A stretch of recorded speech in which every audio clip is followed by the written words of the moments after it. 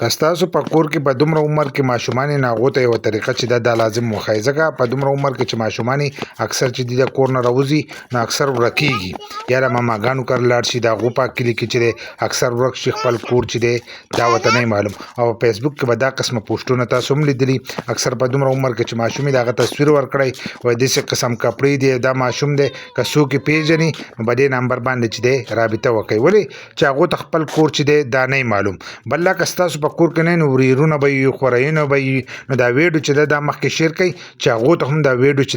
دا ورسي بل د مور پلار دا حق جوړیږي چې خپلو بچو ته چې دی صحیح طریقه وښایي چې په دین یې پوهه کړي حرام حلال ورته وښایي داسې قسم طریقې چې دي چې ښې طریقې چې دي دا خپلو بچو ته وښایي ځکه نن سبا خو حرام حلال چې دی خو یو کس هم نه پېژني نو د حرام حلالو طریقه چې دا ورته هم ښایي په دین باندې چې دی دې هم پوهه کوئ خپل بچي چې دي دا په دې باندې هم پوهه کوئ خو نه چې په دومره عمر کې اکثر ماشومان چې دي چې د کور نه راوځي نو دی اکثر چې دی ورک شي خپل کور چې دی دا ورته نه معلوم نو که څوک د تپوس کوي چې ستا د پلار نه سره هم دی نو دی اکثر وایي بابا یا ډیډي یا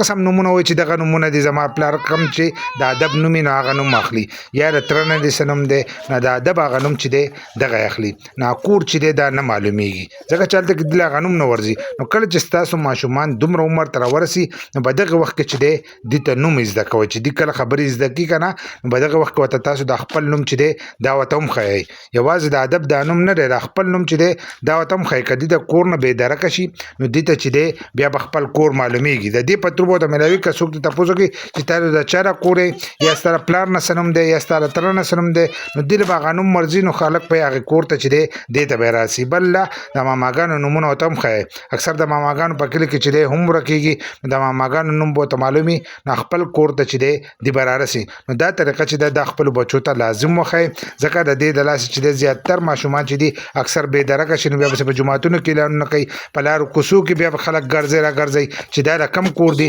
نو نوم چې دی د خپلو بچو ته لازم ښایي بل په دومره عمر کې چې دی ماشومان چې دي هغه د کور نه بهر ته مه پرېږدئ که تاسو کتلي نن سبا زمانه چې دی هغه هم ډېره زیاته خرابه ده نو د ماشومانو چې دی خاص خیال ساتئ او دا نوم چې دی خپلو ماشومانو ته لازم زده کړئ د خپل نوم ورته مې زده کړئ د خپلو ماماګانو نومونه چې دي دا ورته مې زده کړئ که د کور نه راوځي نو په هغې نوم باندې چې دی به کور ته هم رارسي بل